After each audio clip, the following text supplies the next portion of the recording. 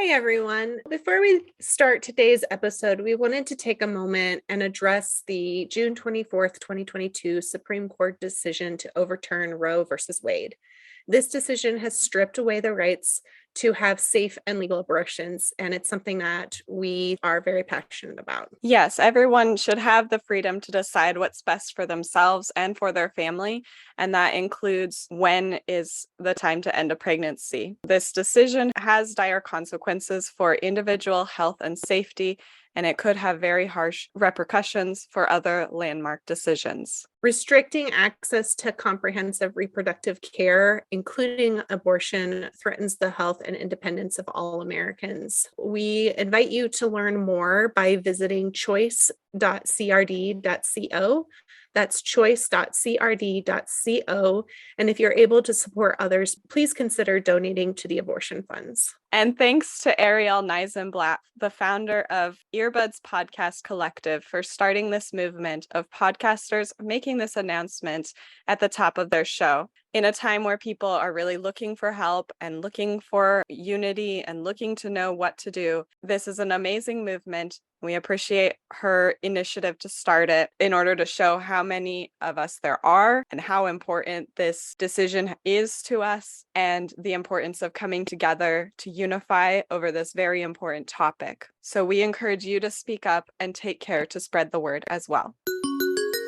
Hello and welcome to episode 81 of the Talk Witchcraft podcast. In this episode, Erica and I will be discussing the fourth astrological house. You're listening to Talk Witchcraft. On this podcast, we talk about witchcraft as a lifestyle and discover how to merge magic into your daily life. Every week, we'll demystify witchy topics like tarot, astrology, crystals, herbs, and more as you develop your personal brand of magic and create the life of your dreams. We're your hosts, the Mystic Sisters, Erica and Maggie. In this segment of the show, we usually choose a tarot card for the week and we look for the moments that relate to this card in our daily lives. But for this episode, we're choosing a rune. It's our first rune. The first rune in the Elder Futhark is Fehu. Fehu, which means cattle, is all about movable wealth. In the context of ancient Germanic people, owning cattle could have been the difference between a comfortable life and a life of deprivation. Cattle could be traded, sold, or butchered. No matter what, they offered a chance at survival. Now, in modern days, this can be translated to the liquid status of your finances. In other words, your cash flow. But it could also be interpreted as your general abundance and prosperity, such as with good health, plentiful food, and loving relationships. And since it is the first rune, it can also symbolize new beginnings. So, Erica, do you have a story about any of these themes: mobile property, new beginnings, and or wealth? I have been reliving the past 2 years because I am on a health journey, and I'm remembering the time when, and my transition from when I didn't have liquid cash, living to paycheck to paycheck, having to, play the game of like moving money to this account so that it's covered, but then moving it back as soon as I get paid so that this bill is covered. The stress of that as I moved through this 2-year period, coming to a place where all of my debts are paid off.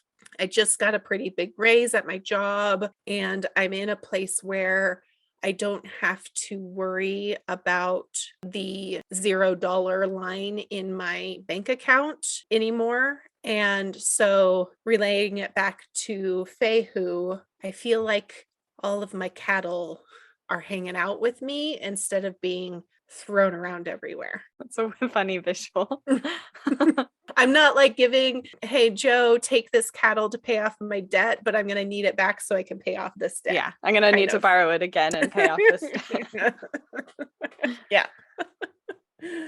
We just got back from visiting Missoula and a little town just outside of Missoula called Superior for Mr. Maggie's grandfather's funeral.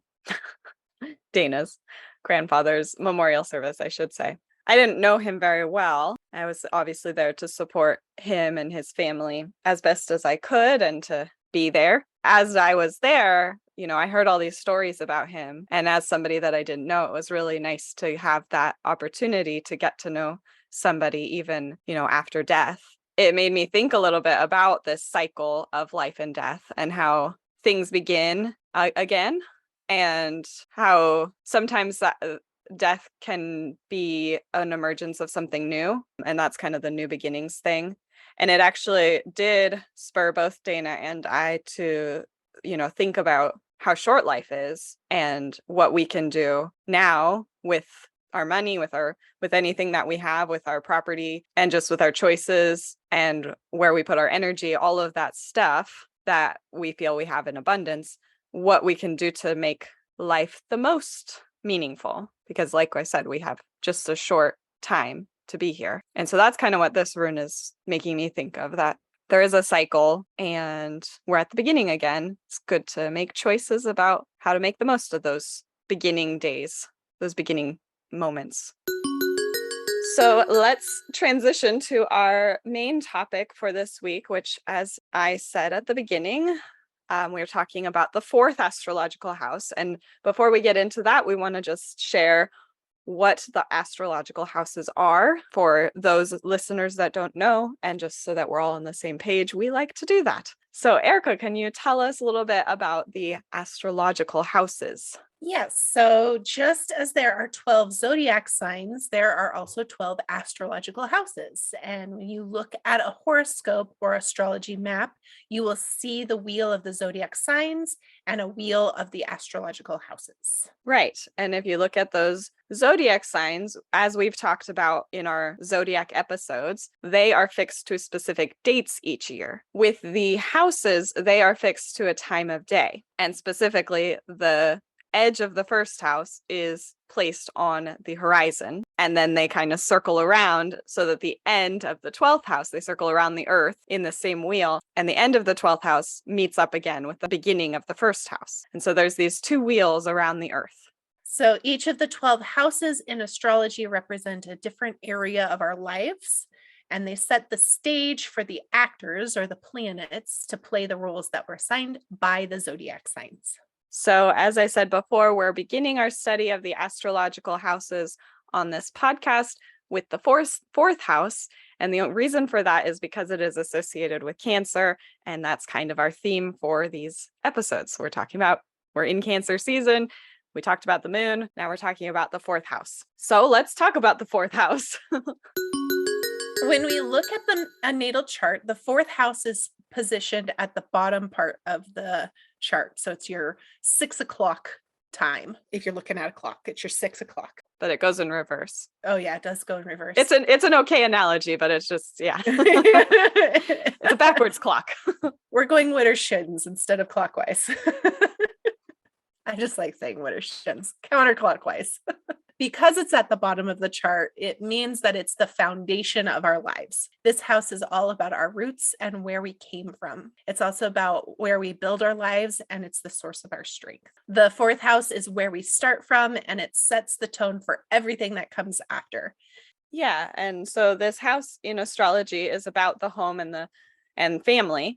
So it's like your childhood, which is where we come from, and also about how you relate to family and home as an adult. It represents where you're born, your family history, your traditions, and it's also about what you keep private, the things that are, behind closed doors at home, things that you might not share publicly, things that you want to keep secure, where you feel comfortable. The 4th house is where you can retreat from public life or the outside world. And if this all sounds familiar, like, our episode about the moon or our introductory episode about Cancer, well, that's why the 4th house is ruled by the sign of Cancer, which is the water sign, and it means that emotions play a big role in this house. It's all about feeling and intuition, because Cancer is a very nurturing and compassionate sign.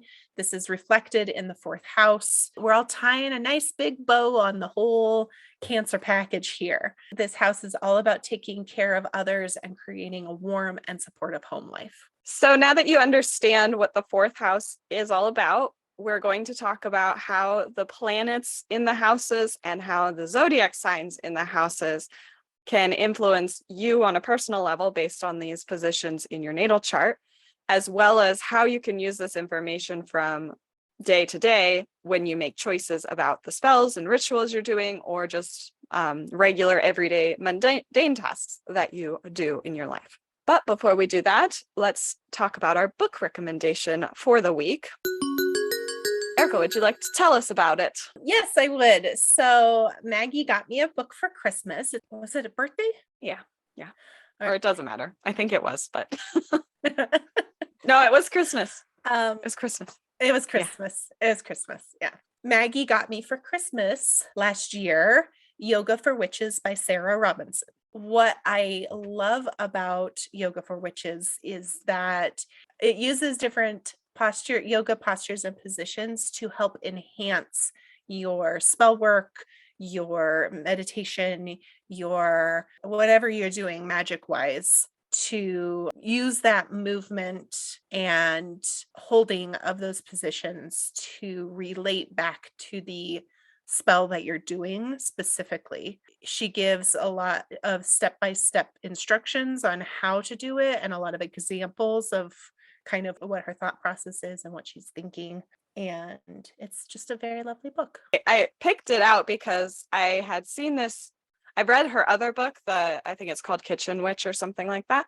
And so I saw she had this book, and I knew that you wanted to be more into yoga. That was when you were talking about that and you're a witch. So I was like, this is perfect. I liked the idea of it because this is also something that I have done before. And so she goes deeper into this book, but actually with runes, this is kind of the first way that I was incorporating movement and shapes into magic, was by creating the shape of a rune with my body as a way to kind of embody it. Well, that's literally what that word means. So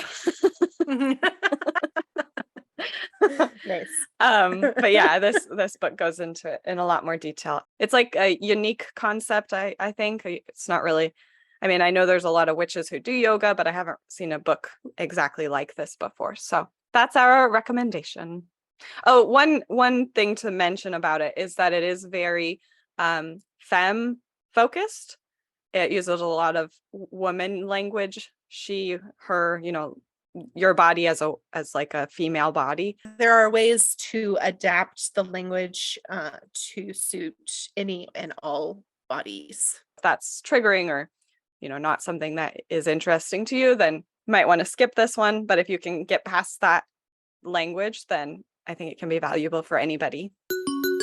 Let's get back to our main topic. And as I said before, we will be talking about how the energy of the planets change based on the house that they're in, or really how the planets behave once they're on the stage of the fourth house. We'll go through each one individually, kind of talk a little bit about that, and then we'll talk about the zodiac signs as well. When the sun is in the fourth house, you can embody the idea of a happy home makes a happy life. The sun in the fourth house usually indicates a strong respect for your ancestry and your heritage. And those with this position in their natal chart may be happiest when reminiscing about their childhood. For all of these positions, you can look at your natal chart and where these planets are based on your natal chart. You can also pay attention to the position of the planets on any day and use that information so when the sun is traveling through your fourth house, you may be more inclined to think about your childhood. You may be feeling nostalgic. So with the moon, if the moon is in your fourth house, the home life is considered a sanctuary for most people with this positioning. Domestic disagreements are uncomfortable for everyone, but they would be almost unbearable for people who have the moon in the fourth house. And it's also usually somebody who is the most comfortable at home when it is a nurturing space and it is well cared for. The people who live there are also well cared for. Someone with Mercury in the fourth house may be more detached from the concept of home and even family. Home is just a thing that exists. It's just a place that you go to sleep in. Yeah, it's not necessarily like there's not like a deep rooted connection like with the sun's position in the fourth house or the moon having this like emotional attachment. It's like whatevs. Communication between family members is likely driven by logic rather than emotions,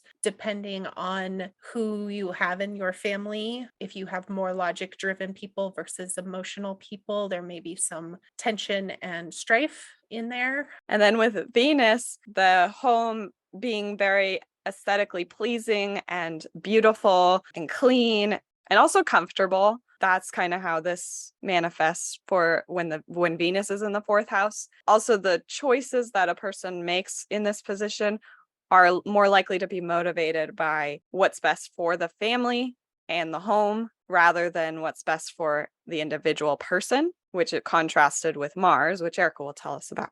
Yeah. And so when Mars is in the fourth house, a person might be somewhat impatient with the details of home life and familiar relations. They're more likely to act in favor of themselves and self-service rather than what's best for the family unit.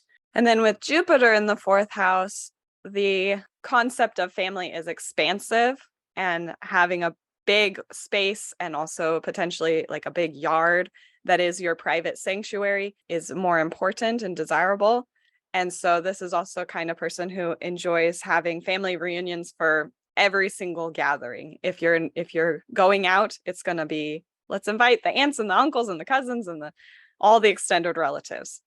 Just expanding the circle of family is important to this position. Saturn in the fourth house indicates a person who finds the idea of family and parenting to be very restrictive and burdensome. So they don't take the idea of home and family very seriously. It's just not an interest for them. Yeah, and this is actually my positioning. I have Saturn in my fourth house, and as a person who chooses to be child-free, this feels accurate. So we haven't really talked about these other generational planets in the past, but in the case of the houses, this is where these modern planets can be more individual because they move through the houses more quickly. So with Uranus, this planet in the fourth house, it's sort of like a detachment from family life and home life. Home and family might actually be found with friendships rather than the family that you're born into, or that friendships become much more of like a family unit and chosen family in that way. Also, the planet of Uranus is about revolution and things like that. So the idea of home and family might be more changeable and revolutionary and not necessarily like the nuclear family that you would normally think of about this word. A person who has Neptune in their fourth house might be made to feel exceptional in both positive and negative lights by their family. So they can either be described as the scapegoat, so they're the one that everything goes wrong. They are Bruno from Encanto, if you want to go with that metaphor. Maribel is also a scapegoat, both of them together. Or they could be on the flip side, the golden child, the one who can do no wrong. And this would be the Isabel character in Encanto. They stand out in their family for better or for worse. And then with Pluto, this is very destructive. So somebody with this positioning may have experience with death at an early age. And that could be literal death, where somebody close to them in their family may pass away when they're young, or figurative death, such as a divorce, where a family is changed or broken in some way, and that causes a hardship for that child. And then that could also translate into adulthood, separation, or breaking apart of a family. There also might be like a power struggle where a child in a family is not being a child, is trying to be the parent and struggling with the parent in that way. This planet position in the fourth house skews what the idea of home is, because home is broken. And so as an adult, they have a hard time believing in a good home, even when they have it. Yeah. And with all of these, you could come from a divorced family in your childhood and it doesn't have as big of an impact on you. But with Pluto in the fourth house, it might, like Erica said, be more of an impactful event where it changes the way that you view it. Now, there's also something that happens where a house is empty. And this is what I think Erica has, is an empty fourth house. Yes, and this is going to happen because turns out there are 9 planets and there are 12 houses. So even if you had a very well dispersed natal chart, you would not be able to have a planet in all 12 houses. So if you have an empty spot, it's okay. That house is still represented in your natal chart. It is still part of who you are. It doesn't have the extra boost from a planet. It's nothing to panic about or to be, concerned about, especially when we talk about the fourth house being so foundational. Like Erica said, it's the base of the chart. So this one might feel like, oh no, like my foundation is empty.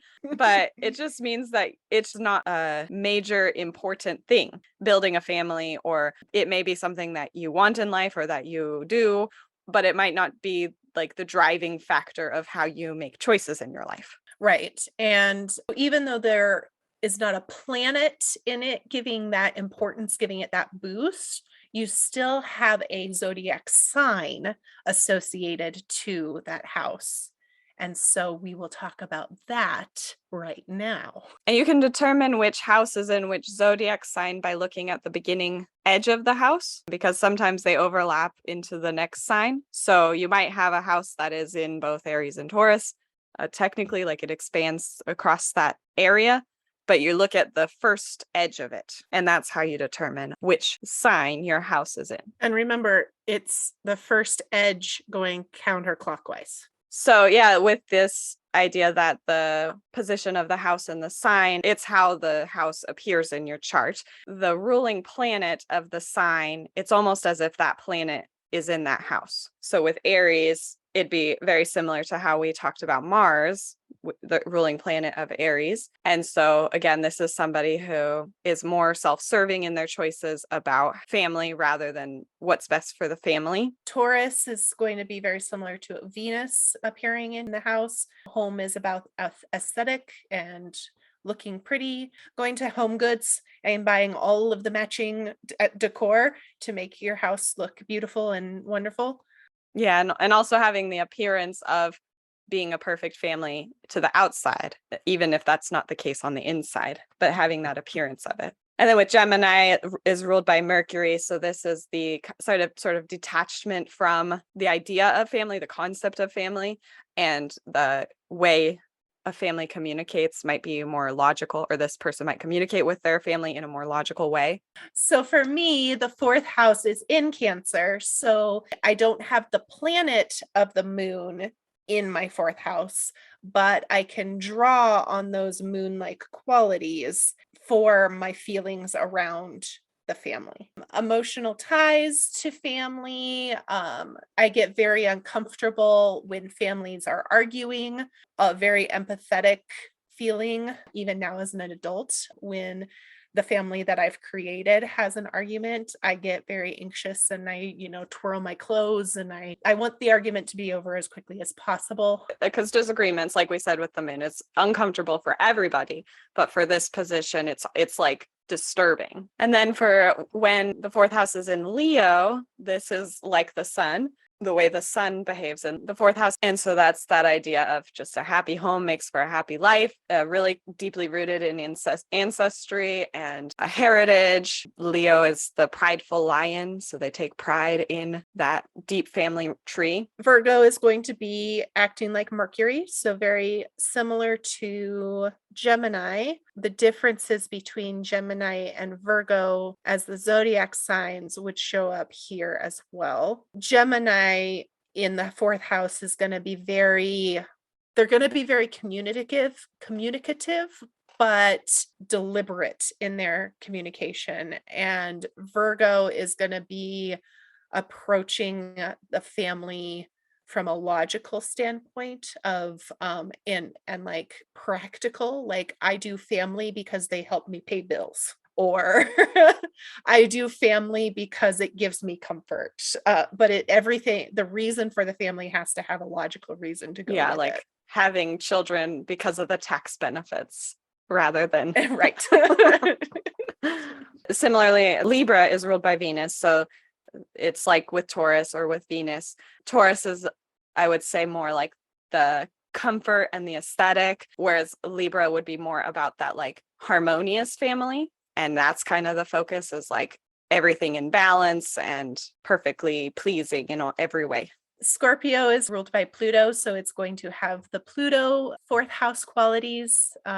Again, traumatic. Death is going to make a figurehead, again, figuratively or literally. Lots of power struggles when we have the fourth house in Scorpio. And then Sagittarius is similar to what Jupiter shows up as in the fourth house, with like expansive family and really being, there's not like a individual family. It's like the family is as big as you can make it. Everyone is included in the family. It's like mobsters. I bet the Godfather has Sagittarius or Jupiter or the fourth house in Sagittarius, or whatever you say. Yes. Yeah. Jupiter in the fourth house or the fourth house in Sagittarius. There you go. If your fourth house is in Capricorn, you're going to take your cue from Saturn. So again, this being the idea of being a parent as restrictive and burdensome. You don't want to do it. You would rather not. You have other pragmatic things to do with your time. Which again is my positioning also. Oh, really? Mm-hmm. Wait, so I have my fourth house in Cancer, and you have your fourth house in Capricorn, which is ruled by Saturn. That's just funny to me. I know. A lot of my things are lined up that way, where it's like they go together. But Capricorn goes with the 10th house. So that's, that's why. They're opposites. Which is what, oh no, my 10th house is Aquarius. Yeah, because they're not a perfect circle. It's not a perfect circle. It looks like it starts the 10th house in Capricorn, but it's not actually. It's Aquarius. Anyway, I digress.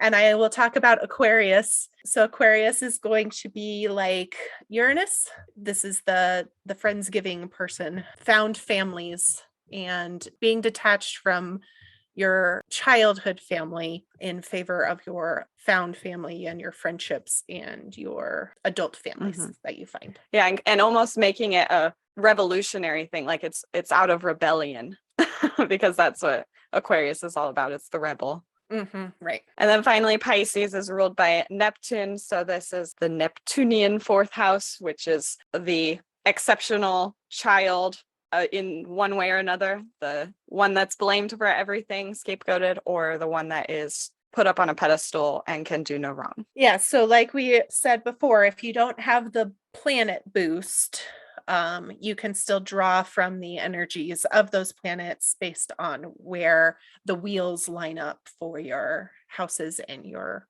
zodiac signs. So if it's empty, do not fear. You still have it represented. Yeah. Just look at the zodiac sign. This episode is brought to you by Rainbow Obsidian. Its color is rainbow, and when you shift it around, it has a flash in it. It's pretty cool looking. It's that black of the obsidian, but then there's these little like holographic colors in them. It's shiny and glass-like. It comes in all different shapes and sizes, and it can be tumbled. And it is found mostly in Mexico, but it does occur worldwide. It is formed in molten lava that is cooled quickly and has no time to crystallize. There are many different kinds of obsidian, and the rainbow obsidian is one of the most gentle, and is the one with one. It's too many talkings today. But the rainbow obsidian has one of the more gentle energies of all of the obsidians. It is more protective, though, than some of the other ones. Because of the rainbow, it has a connection to spirituality and the personal energetic field of the auras and the chakras. It is one of those stones that doesn't really have any sort of limits on its power. It seems like it's just without boundaries, that you can use it for infinite power. The main aspect of it, because of its dark color, the dark obsidian color, is for that protection use. And then, like I said, the rainbow aspect is what makes it more connected to your spiritual being. Yay, rocks. Next week, we will be doing another rune draw like today, and we will be moving on to the second rune of the Elder Futhark. That is Uruz. Uruz is a word that means aurochs, which is a wild European ox. And so this rune is about strength and power and health and energy, all of the things that come from an animal like an ox. And so the difference between this and Fehu, which we talked about in this episode, is that this is the wild animal versus the domesticated animal.